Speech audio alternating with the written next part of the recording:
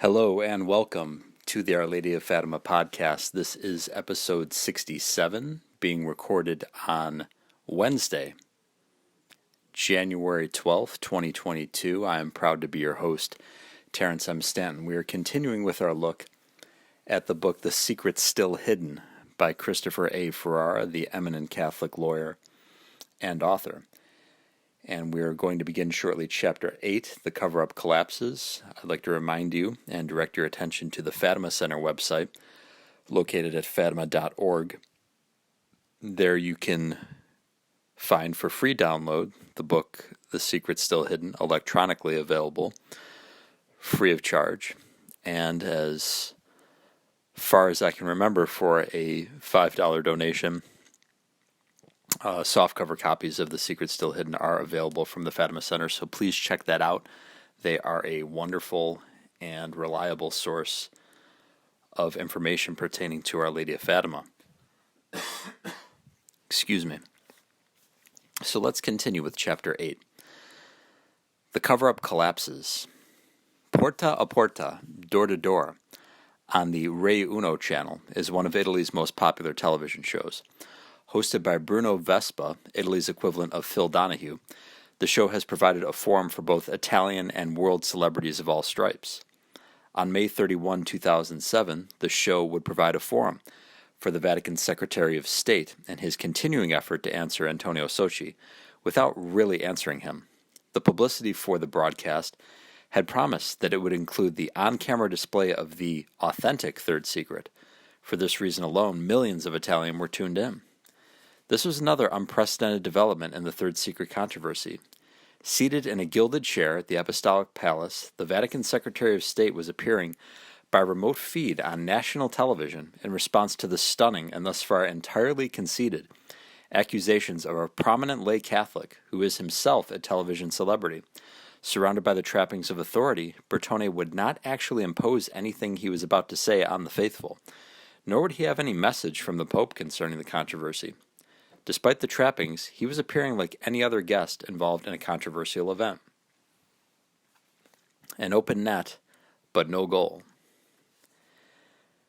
That this episode of Door to Door would be anything but a fair debate between Socci and Bertone was evident from the very title of the program.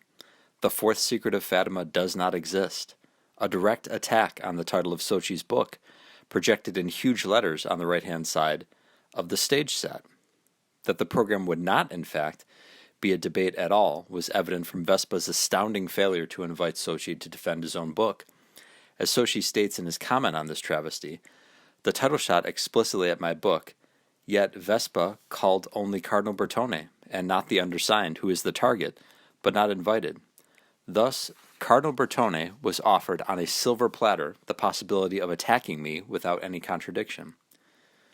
Yet, as Socci observes, Bertone did on television precisely what he did in Last Visionary, avoided all of my contentions. He did not give even one answer. On the contrary, he did more. He offered the proof that I am right. Not only did Bertone fail to kick a goal into the empty net on Socci's side of the field, he scored the most sensational goal against himself.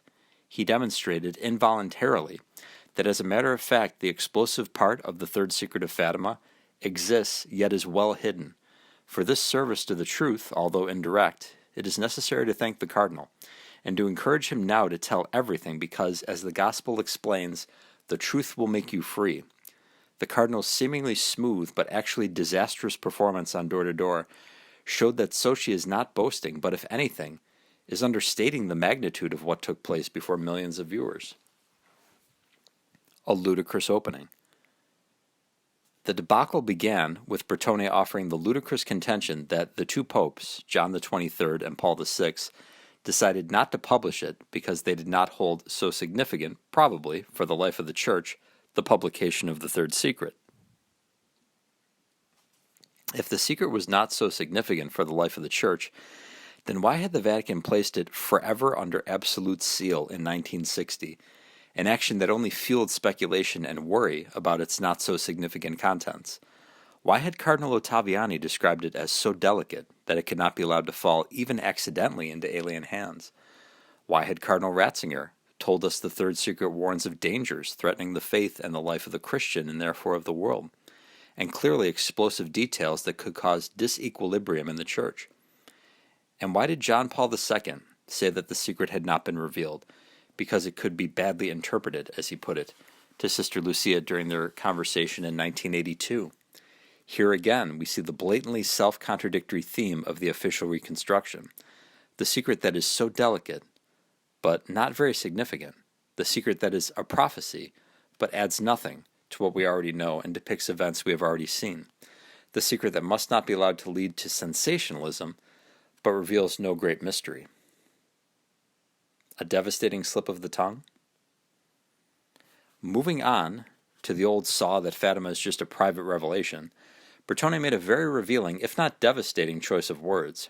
He said that while we are dealing with a private revelation, there are elements of the apparition Sister Lucia would always remember, so that, regarding the third secret, the perception of the words from 1917 to 1944, because she wrote the secret in 1944, she therefore memorized and registered indelibly in her memory this perception and this interior locution.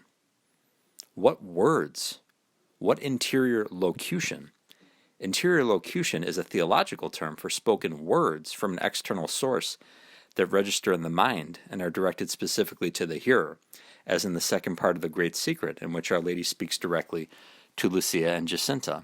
The only spoken words in the third secret vision are the angel's admonition, penance, penance, penance, which is actually one word repeated 3 times, and this one word is not directed to the seer specifically. That is, the angel is not conversing with them, as Our Lady does in the second part of the Fatima message. Lucia hardly needed supernatural assistance to remember one word repeated thrice by the angel, whereas the rest of the vision consists entirely of Sister Lucia's own words, describing what she saw, not words she heard from the Virgin. Was this not an inadvertent disclosure by Bertone that the third secret involves a discourse by the Virgin, whose precise verbal content was indelibly engraved in Sister Lucia's memory? Avoiding Sochi's evidence. The show continued with a voiceover asking, has the text of the third secret of Fatima been published entirely, or has a part of it been omitted?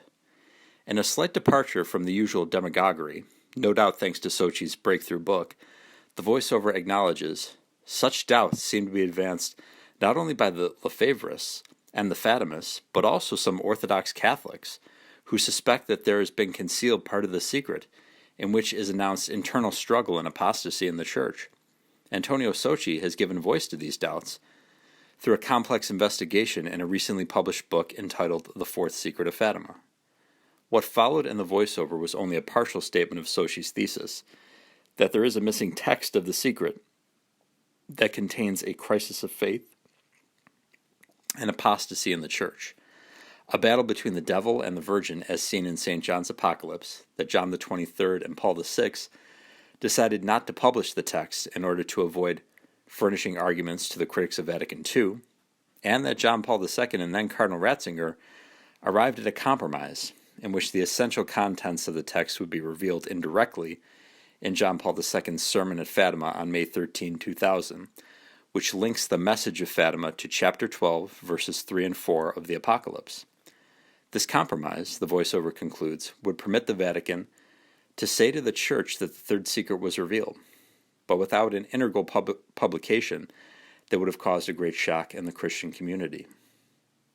That was the extent of the program's presentation of what the voiceover itself described as Sochi's complex investigation. Missing from the voiceover's superficial summary, of course, were the following crucial matters, among others. The decisive testimony of Archbishop Capavia, already conceded by Bertone's silence in Last Visionary, on the existence of 2 envelopes containing 2 different texts pertaining to the secret, the Capavia envelope and the Bertone envelope. The evidence, including the testimony of Capavia, Mother Pasqualina, Robert Serrault, and photographs in Paris Match magazine, for the location of the Capavia envelope in the papal apartment during the pontificates of Pius XII, John the 23rd, Paul VI, and probably John Paul II. The evidence that John Paul II, Paul VI, and John the 23rd each read two different texts of the secret on two different dates, years apart, including a 1978 reading by John Paul II of a text that did not come from the Holy Office archives, 3 years before the Vatican claims the Pope first read the text of the vision of the bishop in white brought to him from the archives. The testimony of papal emissary Father Schweigel that the third secret has two parts. One part concerns the Pope. The other part is the logical continuation, though I may not say anything, of the words in Portugal, the dogma of the faith will always be preserved, etc. The Vatican's suspicious and systematic refusal to address the mysterious etc. which interrupts words of the Virgin that are logically the beginning of the third secret. The numerous references to the content of the secret by the Vatican itself. In the 1960 press release, Father Schweigel, Cardinal Ratzinger, Father Alonso, Father Fuentes, Cardinal Ciappi, Cardinal Oddi, John Paul II, and Sister Lucia, among others, which show beyond doubt that the secret must contain words of the Virgin and disturbing details concerning a crisis in the Church and consequently the world of apocalyptic proportions related to the Book of the Apocalypse, pointedly cited by John Paul II in his sermon at Fatima in 2000. If Bertone had any answers to these questions, this was his grand opportunity to provide them without fear of contradiction on camera. Instead, he avoided every point, and so did Vespa and the other guests on the show. Marco Politi, the renowned Vaticanist and biographer of John Paul II, Giulio Andreotti, the former Prime Minister of Italy, Paolo Rivetti, a Roman journalist, and a positively sycophantic Giuseppe De Carli, who was there to heap praise on the Cardinal and defend his own role in the Cardinal's attack on Sochi and Last Visionary. Pretending Capovilla does not exist. The first point Bertone had to address was the testimony of Archbishop Capovilla, which the Cardinal had ducked in Last Visionary. Again, failure to address the testimony of this living eyewitness that there are two envelopes and two texts comprising the totality of the third secret would be to concede that the testimony is true. Not only did Bertone once again fail to address the testimony, there was an evident tacit agreement of all the participants in the show that they would act as if Archbishop Capovilla did not exist. The failure of any participant even to mention Capovilla during the 100-minute telecast was not only a concession to the truth of his testimony, but also evidence of a veritable conspiracy of silence designed to protect Bertone and the crumbling official account. For this reason alone, Bertone's appearance had only served to vindicate Sochi and the Fatimists completely, but there was much more to come by way of vindication. Practically every statement by Bertone for the remainder of the broadcast represented a setback for the official account. A curiously weak denial. Bertone's few comments concerning the voiceover that had selectively summarized Sochi's case were strangely tentative and elusive. Concerning Sochi's claim that the Vatican is holding back an explosive text of the words of the Virgin, under the mental reservation that the secret has essentially been revealed by John Paul II in his sermon at Fatima in 2000, Bertone issued no firm denial, but rather stated only, "It seems to me a phantasmagorical reconstruction." It seems to him? Wouldn't he know this for certain if it were really the case? Further on, Bertone employed the phrase, "a little problematic." Problematic? How about libelous and outrageous if Bertone really thought Sochi's grave public accusations were utterly false and without foundation? "I don't want to enter into polemics," said Bertone, but entering into polemic on the third secret is precisely what he had done by appearing on Door to Door. Yet Bertone continued to concede Sochi's most telling points by failing and refusing to address them. A curious new emphasis on an authentic text. Further commenting on the voiceover, Bertone introduced the idea of an authentic text of the third secret, as if there were an inauthentic text at issue. John the 23rd and Paul VI, said Bertone, had read the text of the secret, the integral, authentic text, and the only text written by Sister Lucia. The only authentic text, that is, leaving no doubt that he was signaling a new emphasis on an integral and authentic text, Bertone made this major revelation. When John Paul II made the decision to publish The Secret, I was present at the time of the meeting.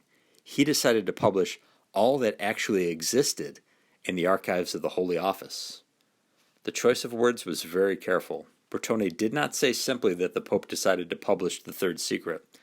Qualifying his statement in a very strange way, he said only that the Pope decided to publish all that actually existed in the archives. Bertone knew full well of Sochi's allegation and Capavia's testimony that there is, or was, another text pertaining to the secret in the papal apartment. Hence, in the context of the developing controversy, Bertone's sudden emphasis on all that actually existed in the archives clearly implied the existence of a document related to the secret that was not in the archives, the text Capavia and other witnesses had located in the papal apartment. The text that John Paul II evidently read in 1978, contrary to the official account and message.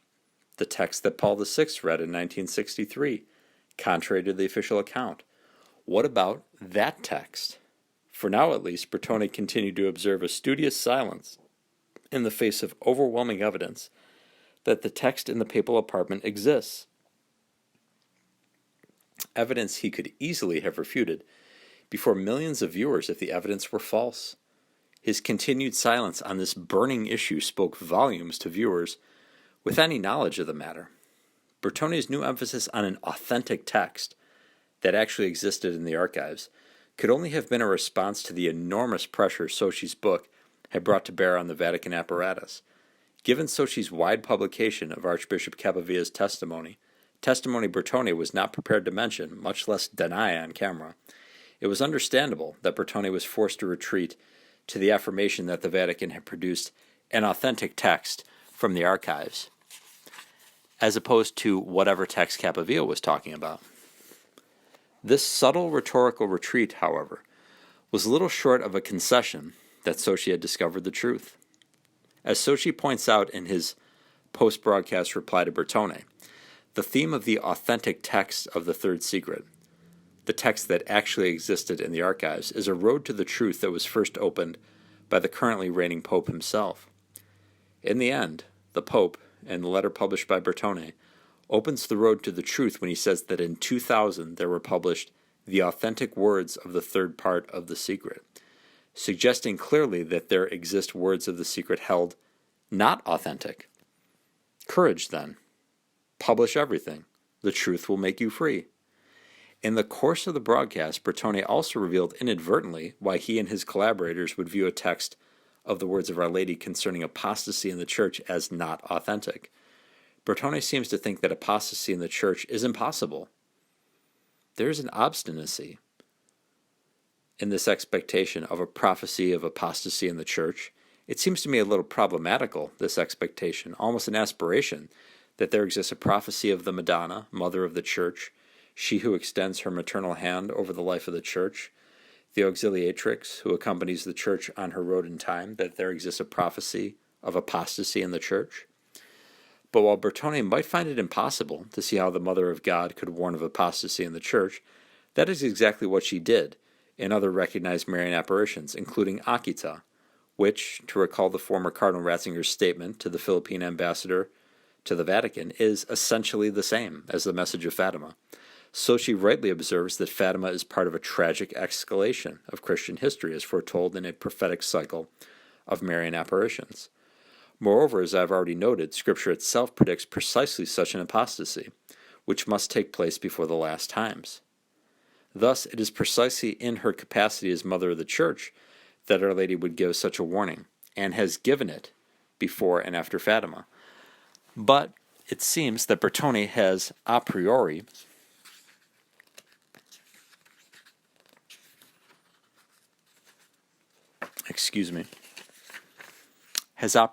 excluded such disturbing truths from the realm of possibility.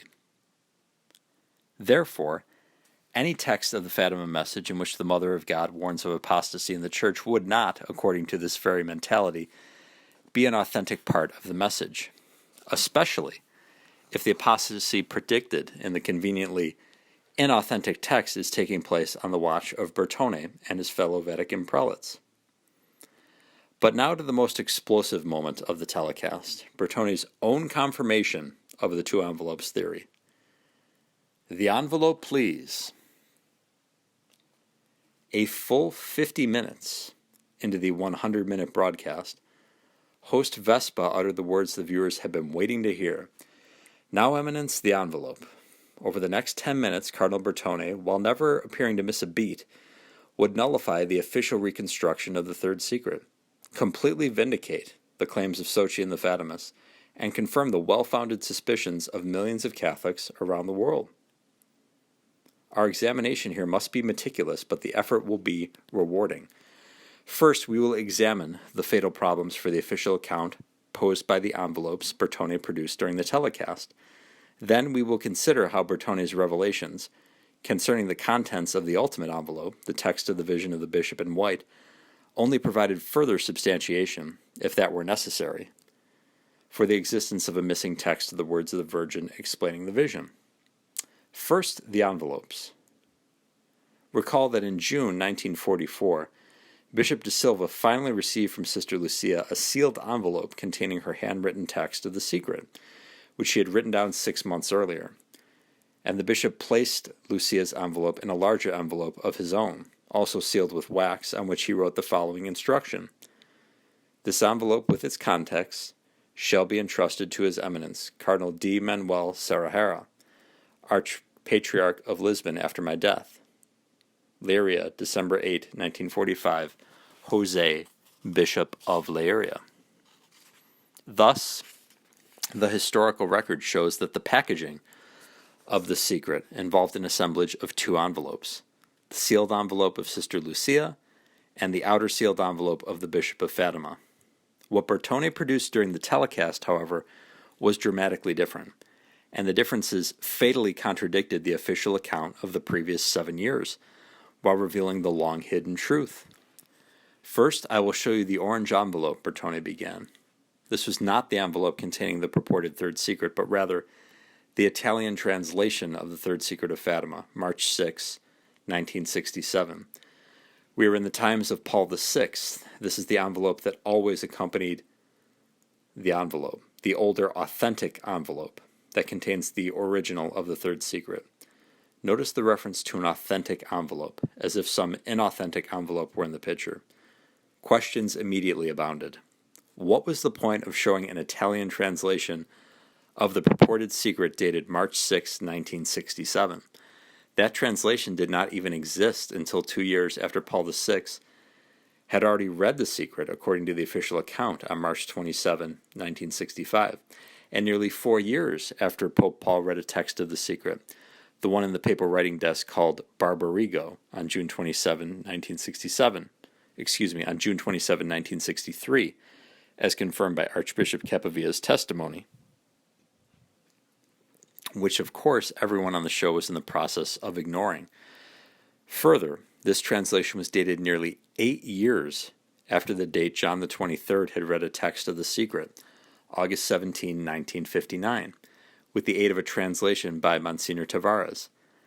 Obviously, then, according to everyone's account, the 1967 translation was not prepared for the personal use of Paul VI or John the 23rd in reading and understanding the secret. Who, then, was it for?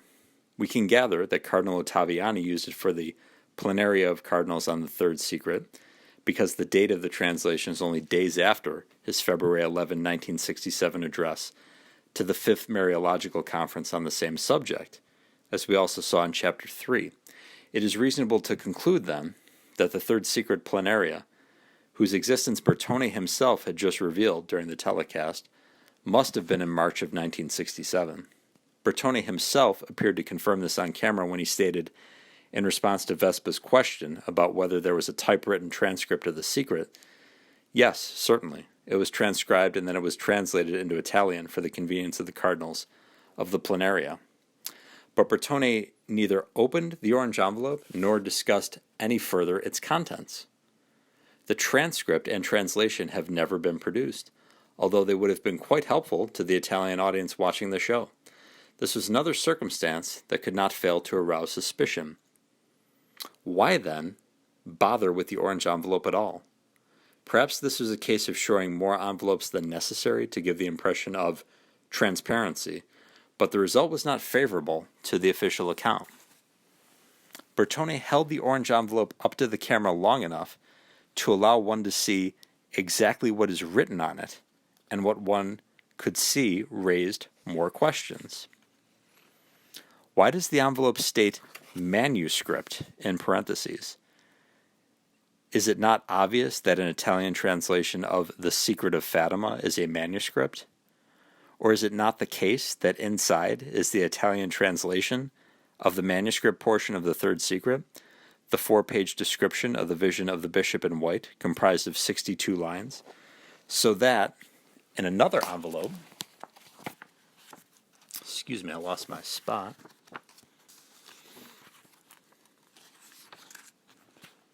One would find the Italian translation of the letter portion of the secret, the letter to the Bishop of Leiria, wherein Lucia said she had related the contents of the secret, the 1-page text of 25 lines testified to by Cardinal Ottaviani.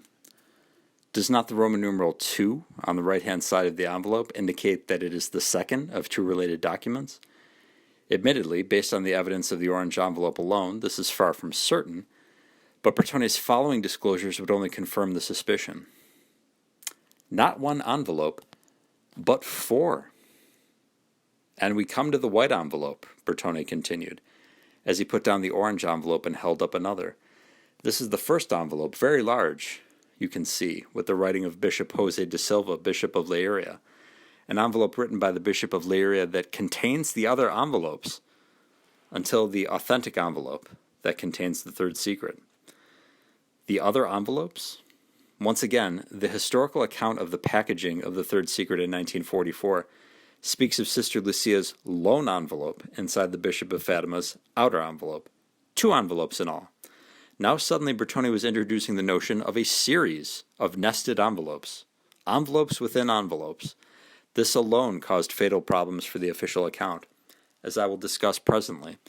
Notice also the second peculiar reference to the authentic envelope, as if there were some inauthentic envelope floating around. The envelope Bertone was now displaying, we shall call it envelope number 1, appeared to be the one in which Bishop de Silva had placed Lucia's own sealed envelope containing the letter to which Lucia, the Vatican itself, and the 1960 press release, and various witnesses already mentioned had referred. The letter in which Lucia confided to the bishop contents of the secret. Bishop de Silva allowed this envelope to be photographed for Life magazine, taking it out of his safe for that purpose. The photographs from the 1940s corresponded to the envelope Bertone was now showing on television, which contained the bishop's handwritten instructions on how to handle the secret in the event of his death. Envelope number 1, as Bertone showed the camera, had been sealed with a large blob of wax, although its top edge had long since been slit open with a letter opener. So far, then, no apparent problem for the official account. From this large outer envelope, however, Bertone withdrew a smaller yellowed envelope with the handwriting of Sister Lucia. Envelope number 2, on which was written the name and title of Bishop de Silva. Envelope number 2, said Bertone, is without seals because it was put inside the large sealed envelope of Bishop de Silva. Envelope number 1. Note well, Bertone had just admitted to millions of viewers that an envelope inside a larger sealed envelope does not require a seal of its own. That admission would have a telling impact a few moments later. Question: why is it that neither Message, nor Last Visionary, nor any other statement by Bertone and his collaborators over the past 7 years has mentioned the yellowed envelope with the Bishop of Fatima's name on it in Lucia's handwriting, which Bertone had just now produced? Answer: it may well be the outer envelope for the text we have yet to see. Next, Bertone withdrew from the unsealed yellowed envelope a further envelope with seals and with the writing of Sister Lucia, the authentic writing of Sister Lucia, where he speaks of the year 1960. This envelope, envelope number 3 in the series, had 3 wax seals on the back, but like envelope number 1, its top edge had long ago been slit open. At this moment, Bertone, for the first time ever, finally revealed that Sister Lucia had written on the outside of this envelope, which he displayed for the camera and read aloud the following: "By express order of Our Lady, this envelope can only be opened in 1960 by the Cardinal Patriarch of Lisbon or the Bishop of Leiria." Not once in the years between June 26, 2000 and the telecast of May 31, 2007, not in his introduction to Message, not in his entire book attempting to respond to Sochi, not in his many interviews and other statements on the subject, had Bertone ever revealed that Sister Lucia had written on the envelope an express order of the Virgin that the secret should be opened in 1960.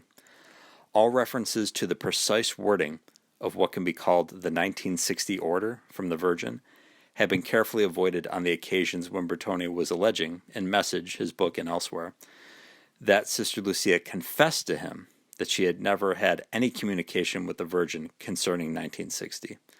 It was now apparent to millions, however, that all the while Bertone was telling the world Sister Lucia had never heard from the Virgin regarding 1960, he was in possession of an envelope stating precisely the opposite in Sister Lucia's own handwriting. Yet Bertone acted as if nothing were amiss, as if everyone had known all along that an express order of Our Lady concerning 1960 had been inscribed on envelope number 3. In a moment, however, Bertone would make an even more explosive disclosure. The second, third secret envelope appears. After displaying envelope number 3, Bertone made the disclosure that in and of itself destroyed the credibility of the official account and confirmed once and for all the truth of the two envelopes theory, as if Capavia's testimony were not enough. Bertone withdrew from envelope number 3 not the text of the vision, which the official account claims is the whole of the third secret, but rather envelope number 4, a second sealed envelope, on the outside of which was a second identically worded 1960 order in Sister Lucia's handwriting. By express order of Our Lady, this envelope can only be opened in 1960 by the Cardinal Patriarch of Lisbon or the Bishop of Leiria. Bertone had, incredibly, just blithely confirmed that there are indeed two envelopes pertaining to the third secret, each with 3 wax seals of its own, and each with its own separate 1960 order. An order Sister Lucia had twice recorded in her own handwriting, despite Bertone's now demonstrably false representation that Sister Lucia confessed that she had never received any such order from the Virgin. Yet neither Message, nor Bertone, nor anyone else at the Vatican had ever made reference to these identical twin envelopes before. On the contrary, in Last Visionary, published weeks before the telecast, Bertone told De Carli there was only one internal envelope referencing 1960, enclosed in an outer envelope that was not Sister Lucia's. De Carli, more than one envelope, there were 2. Bertone, yes, an external with the note, third part of the secret, and an internal of Sister Lucia with the date 1960. Moreover, Bertone's account in Last Visionary has Sister Lucia authenticating the text of the secret by touching her sheets of paper, and only one envelope during the purported April 27, 2000 meeting with him. Yes, these are my sheets of paper, and the envelope is mine. They are the sheets of paper that I used, and this is my writing. This is my envelope. Thus, during the alleged authentication, only one 1960 envelope prepared by Sister Lucia was shown to her, not the 2 Bertone had just produced on camera. This is not even to mention Lucia's yellowed, unsealed envelope, also not shown to her in 2000. In fact, Sister Lucia herself reported that she had placed a text of the secret into a sealed envelope, not 2 sealed envelopes. To recall Sister Lucia's earlier mentioned statements in 1943-44, as reported by Father Alonso, they, Bishop de Silva and Canon Galamba, tell me either to write it in the notebooks in which I have been told to keep my spiritual diary, or if I wish, to write it on a sheet of paper, put it in an envelope, close it, and seal it up. From Sister Lucia's letter to Bishop de Silva of January 9, 1944. I have written what you, Bishop de Silva, asked me. God willed to try me a little, but finally, this was indeed his will. It, the secret, is sealed in an envelope, and it is in the notebooks. Question: why has the second sealed 1960 envelope not shown to Lucia during the authentication in 2000, if, as Bertone was now claiming, the two belong together, one inside the other? Answer: the two envelopes did not belong together, but were used for two different but related texts of the third secret. Question: why had Bertone never mentioned Sister Lucia's second 1960 envelope to the public between 2000 and the television appearance on May 31, 2007? Answer: he did not want the public to know that there were two such envelopes, because that would indicate that there were two parts to the third secret, each with its own 1960 envelope, one of which is or was lodged in the papal apartment and officially does not exist. Question: where is the external envelope bearing the note, third part of the secret, that Bertone identifies in Last Visionary as the outer envelope that held only one sealed internal 1960 envelope from Sister Lucia? Answer: impossible to say. This is just another of the major inconsistencies that riddle Bertone's telling and retelling of the story, but it does indicate that Bertone withheld on camera an envelope he had earlier mentioned in print. Here it must be noted that in his introduction to Message, back in 2000, Bertone provided a version of the facts that departs from what he says in both Last Visionary and the telecast in 2007. Before giving the sealed envelope containing the third part of the secret to the then Bishop of Leiria Fatima, Sister Lucia wrote on the outside envelope that it could be opened only after 1960, failing, as always, to mention the express order of Our Lady. So, according to Bertone's 2000 version of the facts and Message, rather than the three envelopes Bertone had just showed during the 2007 telecast, Sister Lucia prepared only two envelopes for transmission of the secret. One outside envelope bearing a 1960 order, apparently not sealed, and one internal sealed envelope, apparently without a 1960 order. Thus, according to Message in 2000, there was only one, not two, 1960 envelopes. And as we have just seen, Last Visionary likewise refers to only one 1960 envelope. Yet on camera, Bertone had just displayed two such envelopes for the first time in the 7-year-long controversy. And we will pause at that point and continue with this chapter tomorrow. So some very interesting revelations that took place on that show, Porta a Porta. And it sounds like Cardinal Bertone was unable to keep his story straight. Let us honor Our Lady of Fatima and Saint Joseph, the terror of demons. In nomine Patris et Filii et Spiritus Sancti. Amen. Ave Maria, gratia plena, Dominus tecum, benedicta tu in mulieribus, et benedictus fructus ventris tui, Iesus. Sancta Maria, Mater Dei, ora pro nobis peccatoribus, nunc et in hora mortis nostrae. Amen. Prayer to Saint Joseph, terror of demons. Saint Joseph, terror of demons, cast your solemn gaze upon the devil and all his minions, and protect us with your mighty staff. You fled through the night to avoid the devil's wicked designs. Now with the power of God, smite the demons as they flee from you. Grant special protection, we pray, for children, fathers, families, and the dying. By God's grace, no demon dares approach while you are near. So we beg of you, always be near to us. Amen. Thank you so much for listening to the Our Lady of Fatima podcast. Please share this with your family and friends.